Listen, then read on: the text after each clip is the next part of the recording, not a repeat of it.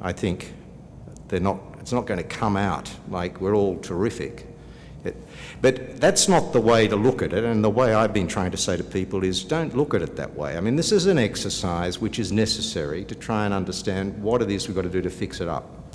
It's a diagnostic tool. That's how I prefer to look at this exercise. I know politically that's not easy because, you know, the newspapers will say, well, you know, this country's a basket case, or, you know, there's a big problem. Got to try and figure out ways of dealing with the politics of that, and maybe looking at some of the positive things that are occurring as well. Maybe it's a presentational issue, but effectively we're going to end up with, hopefully out of this process, a better handle on what needs to be done. And I suspect a lot of what needs to be done isn't about passing laws, although it might be, passing laws and setting up institutions. It's about capability, it's about capacity, and it's about sort of building that sort of ability in our law enforcement areas and in our financial areas and in our policy setting areas in governments, and also about getting closer to the private sector and the banks and sort of working more closely with them. So when I talk about mutual evaluation, what I'm saying is it's a terrific opportunity. I think it's a terrific opportunity. I have some views on how it should be done. I think it should be done at, now I've seen a few in the FATF. I think it should be much more, how shall I say, much more professionalised in a way. I'm a little bit disappointed with the reports I've seen so far. I'd prefer to see something which is a bit more digging down into the real issues and the real effectiveness issues in a society or in an economy than the things I've seen so far. But we're on a learning track, and they're the first organisation in the world that's really taken this idea of effectiveness review seriously. So there are lots of different issues, and I'm happy to answer questions if people want to come up to me afterwards, or if there are some issues that you want to talk about how that's actually going to work. There are all sorts of questions about the ICRG and the follow-ups and things like that, but that's not the message. The message is this is critical. It's critical for AML-CTF, and it's critical, I think, for the wider issues around governance and social and economic well-being in countries. That's my firm conviction, actually, and as well as the integrity of the financial and economic system of the world and the region. That's the first message. Second message is you've got to collaborate. So everyone says that. You've got to collaborate. We've all got to work together. This is a sort of glib thing everybody says. Unfortunately, I mean much more deeply. It's a message I've given to the FATF. I don't think we've learnt what really the word collaborate means yet. I saw a terrific example of it in the report we did on ISIL that came out of the FATF. This is the type of, this is a joint task force. It builds together a number of different jurisdictions. It was headed by the US and Turkey. It looked at a problem that was presented to the world and to a region. How does ISIL get its money? What is its modus operandi? And we actually set up a special task force to look at this. We used joint intelligence products, and the outcome, although obviously it's work in progress and it's still a big problem, but the outcome of that particular project I thought was a good example of the type of thing I think we can achieve. I've had some positive feedback here about some of the terrific work that's being done in terms of asset forfeiture, in terms of cooperation between some of your jurisdictions and the US and other jurisdictions in terms of following the money, doing profit, going after the profit, as Calvin said. There seems to be some payback there. So there are some good examples of collaboration, but it needs to be wider and deeper. So I've just been to Wolfsburg. I've said to the banks, you know, we need to get closer to talking to you about prevention of some of these issues in terms of money laundering. So you think about beneficial ownership, you think about customer due diligence. These are big issues for the banks, but they're also big issues for you guys. I think you'll find that that's one of the big threats that sits at the centre of a lot of the a lot of the issues that confront CFATF and the Caribbean. But we need to get closer to the private sector and the banks in terms of utilising the intelligence that they have and the capabilities that they have. I mean, you've got some of the biggest banks in the world floating around in this area, one way or the other, in terms of correspondent banking too. There are lots of ways in which collaboration needs to occur. Within governments, it needs to occur cross agency, so the police need to talk to the treasuries, and you know this, you know that these are issues. But within governments, then between governments, there needs to be a much higher degree of collaboration. Task forces, I mean, this is a no-brainer it seems to me, in something like the Caribbean, to have joint task forces dealing with problems and dealing with issues. I don't know how many islands I flew over to get here, but they're all close to each other, and you can see just in geographical proximity, it's a no-brainer to get that sort of level of cooperation. And so you need to break down some of the barriers which I imagine are there, because I see them in other parts of the world like the Asia Pacific, people stolidly protecting their own jurisdiction, their own patch, not exchanging intelligence or information. And I think that's really important. So that's really a key message I want to give you about the importance of working together and collaborating. As far as the FATF is concerned, we want to collaborate too, as far as possible with your work and the sort of work you're doing. I know I've spoken to a number of the countries that come as observers here. Most of them, as I observed to them, are people who've been here before causing problems, but they're back here now to help. So what we need, I think, is to form that coalition, that sort of collaboration, and try and institutionalise it more. I'd like to see them really, in terms of capacity building, in terms of technical assistance, getting involved. I mean, obviously, it's your game, but you need to reach out and ask for some help on that score. I think in terms of mutual evaluations, this is a very, very sophisticated type of evaluation. And, I said, do the national risk assessment. Yes, I mean, that's something you need to do and take on board. But in terms of the actual evaluation, I think you probably need to think about bringing in some people to have a really objective look at how things are going. I mean, there's no point in going through a process that just sort of sweeps it under the rug. But FATF, my philosophy has been with the FSRBs and to try and make sure that we bring people closer in to understand what exactly is happening in different regions of the world. So, we can learn a lot about the FATF standards. We set these recommendations. We need to know what they're doing out there in the wet. Are they working? Are they actually, do they need to be modified? Does our methodology work? Does that need to be modified?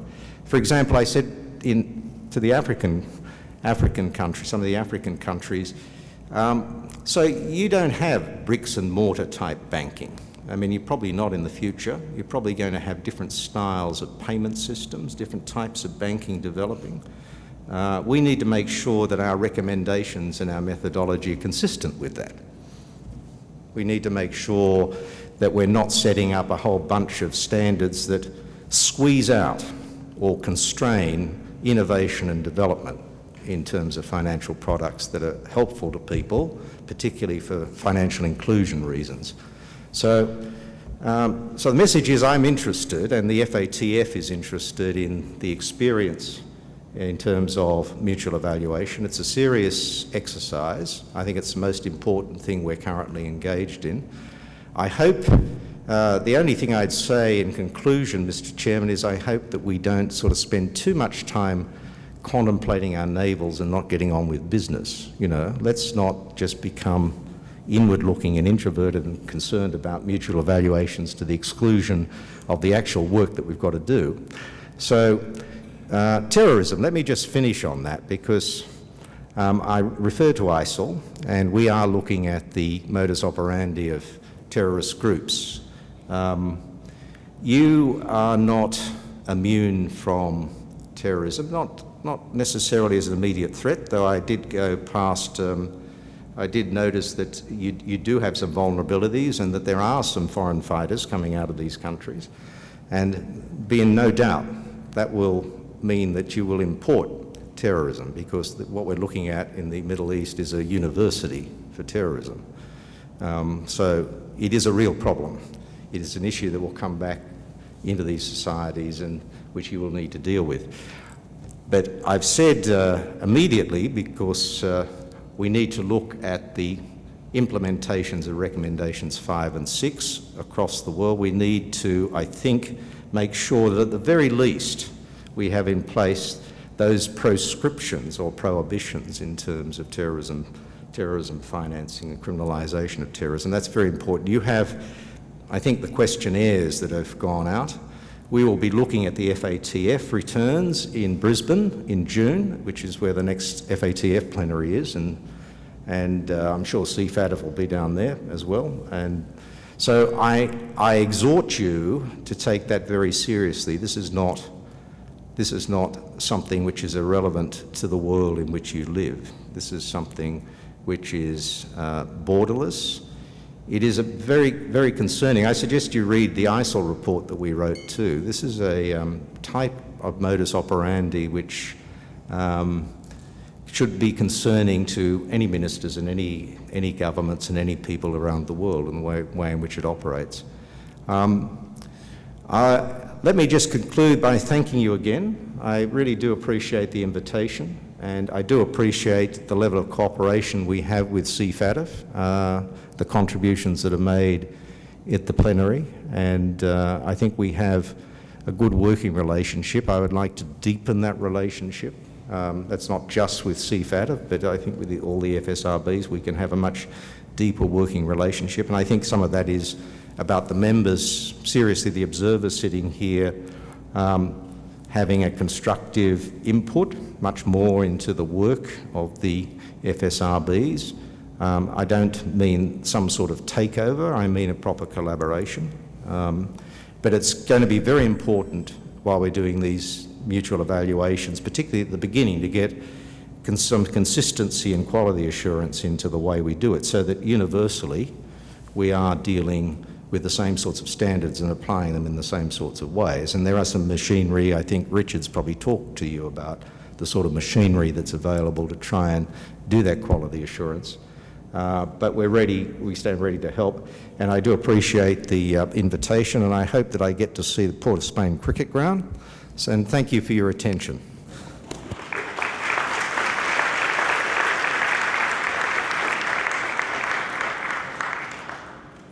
So thank you, President, for your thought-provoking words.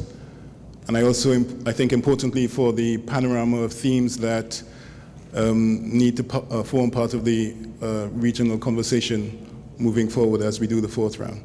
So, without further ado, can I invite our President, our leader, Honorable Luis Antonio Martinez Gonzalez from the El Salvador, to make a special address. Thank you.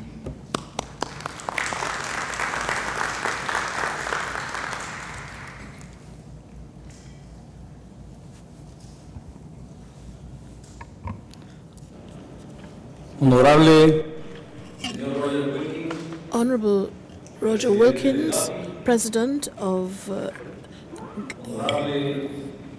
FATF, Honorable Gavin Nicholas, Vice President of CFATF and Attorney General of Trinidad and Tobago, Calvin Wilson, Executive Director of CFATF, Richard Birkin, Secretary of FATF, Brigadier Carlton Alfonso, Minister of National Security of Trinidad and Tobago, Carl Francis, Permanent Secretary, Ministry of National Security, observers of CFATF, Attorneys General, heads of FIUs, heads and members of delegations, staff of the Secretariat of CFATF. I'm very grateful to have received such a warm welcome and to be here in Porto, Spain. This is a great pleasure for me because your smiles, your hospitality and friendship always make me feel at home, and I'm happy to be among friends. I am greatly honored by your presence here today. And we are here at this 41st plenary to reaffirm our commitment to build better nations and to continue along the path that we have set out without going backwards. We have a common objective. We follow the same objective as we approach the fourth round of mutual evaluations. I am certain that our vigorous and intense discussions will also be fruitful and will help us to reap a harvest from what we have sown and to build modern and prosperous nations that we all deserve. We should never give up the fight against different forms of crime, corruption, money laundering, terrorism, and organized crime, because it is not only a threat to public security, but also to national security, regional and international security, and which affect the balance of power. And these things will disrupt development in our countries. Our countries, our peoples, deserve to live in a better world. And these very important meetings allow us to add our little contribution to this.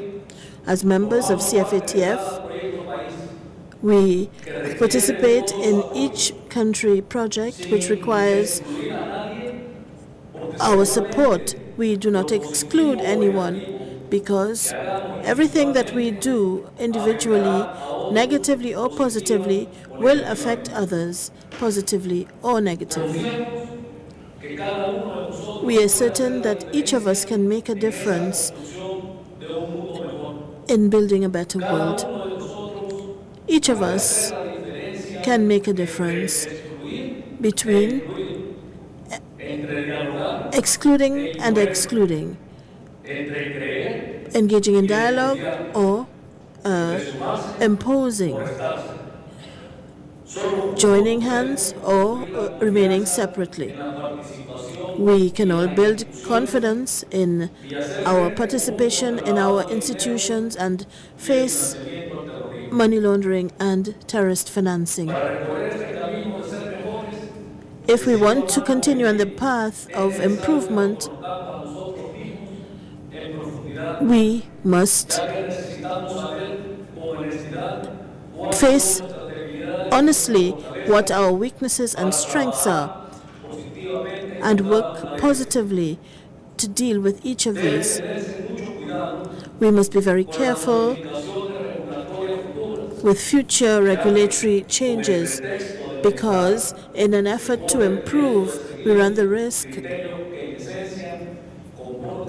of actually taking steps backward, even though we appear to be moving forward. It is only together that we can identify and achieve our common objectives, by being proactive and working together with institutional integrity, moving along the same path and rejecting anything that is contrary to this. We have an obligation to take maximum advantage of time, because our time is limited. We are here today to help to build a better future, step by step, for our societies and our peoples. We must all be encouraged and be strengthened by the fourth round of evaluations. We need to overcome all of the things that lie in our path and we will be blessed if we put our best foot forward, and we will continue to move forward quickly with intelligence, coherently and intelligently. We must work in a united way with generosity and commitment, and with institutional will being our cornerstone. We face this challenge that lies before us, and I invite all of you to work together and to utilize the capacity of our institutions in each country and to achieve the goals that we hope for in the interest of our prosperity for all men and women in the world. As President of CFATF and Attorney General of El Salvador, I thank the government of Trinidad and Tobago for all of the warm welcome that we have received and all of the things that have been provided, as well as the Secretariat of CFATF. Once again, I wish to thank you for this welcome here in this beautiful country. Thank you for this show of confidence and your commitment. Welcome to all, and thank you. Let us now set to work.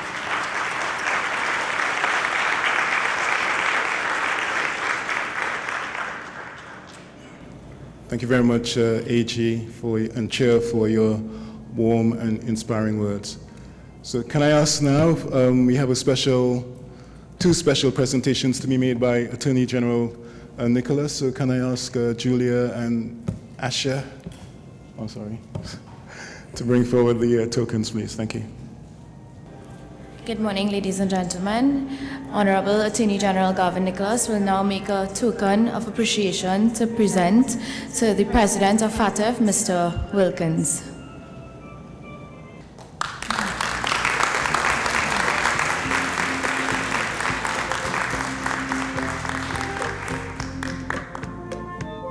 As he will now make a presentation to the Honorable Attorney General and Chair of CFATF, Honorable Mr.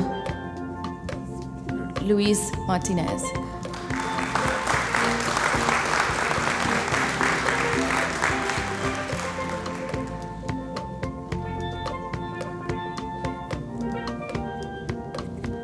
Thank you very much, Attorney General. We've now come to the end of the opening ceremony of this 41st plenary of the CFATF.